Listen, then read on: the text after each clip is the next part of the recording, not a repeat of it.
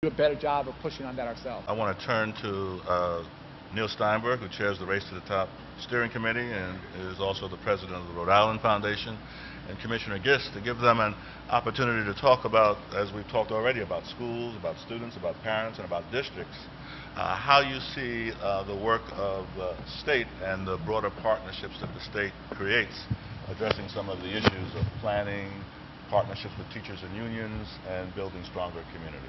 Neil, do you want to start us out? Thanks. Race to the Top was one of the most exciting initiatives in this state in decades. The fact that we competed nationally, the fact that we won was very important, but equally as important, there was unprecedented collaboration. Many of us who have been around in different endeavors have not seen the community come together. It wasn't always pretty. There was a lot of debate. There was a lot of angst. But with the leadership of the Commissioner and the Board of Regents, Steve and the AFT, the business community, philanthropic community, parents, students, educators all around, it was an unprecedented effort that paid off. And it's very encouraging, even in a short amount of time, to see the implementation, to see support for educators, better tools for educators being provided, a focus on students and student achievement, things like early examples, teacher evaluation programs, not only designed but being tested and ready to implement, an agreement on the core curriculum, as many states have done, but transitioning the curriculum across the state. Support for the teachers. Just the other day in the Providence Journal was a very positive article on new teacher induction. And it was very heartening to see very experienced, very accomplished teachers working with new teachers to ensure that they had the support and the tools. So we're kind of off to the races, so to speak, on Race to the Top. And again, that collaboration was not a one-time event. We know in many communities we have a high unemployment rate here. Our investment in economic development is our investment in our kids for the future. You mentioned it worldwide, also nationally. Before I turn over to the Commissioner, one quick question.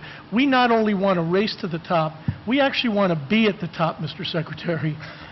We want to have the signs, the Commissioner and I have talked about it, signs at our borders that say, Rhode Island, home of the best education in the United States. You see a lot of other states, you know what we're doing. Give us a tip. I think you guys are doing it, and you know, this is tough work. And frankly, if it was easy, it would have happened a long time ago. We wouldn't all be sitting here, you know, having this conversation. But you guys are moving the ball down the field in a very significant way. And again, I just love that ambition. Real progress here. But if you step back and look, is the quality of education in Rhode Island anywhere near the best state in the nation? Not close, frankly. If Rhode Island was its own country, comparing to other countries around the globe, is Rhode Island at that level now? No, it's not. And so the question is, again, given resources, given your collective courage, and we haven't talked enough about how important courage is, given the relative small size here, I think you guys have a chance to get better faster than any place else. And that's what you should hold yourselves accountable for. For me, it's just like tests. I'm very uninterested in sort of absolute test scores. I'm very interested in growth and progress. Our graduation rate's going up. Our dropout rate's going down. And can you guys continue to get better faster than other states? There's no reason in my mind why that shouldn't happen. It's tough, it's hard. You guys have taken huge steps in the right direction. I'm so proud of that effort. And if you guys can keep that relentless, that laser-like focus, I think 3, 4, 5 years from now, the story is going to be a fascinating one coming out of this state. Thank you. One of the things that we did when we were developing our Race to the Top application was to look around the country and around the world at what the highest performing systems were doing. But we also looked within our own state. And so when you look at our application, we have both initiatives that were not happening here, and the teacher induction program that Neil mentioned is a new one. It's something that we're very excited about.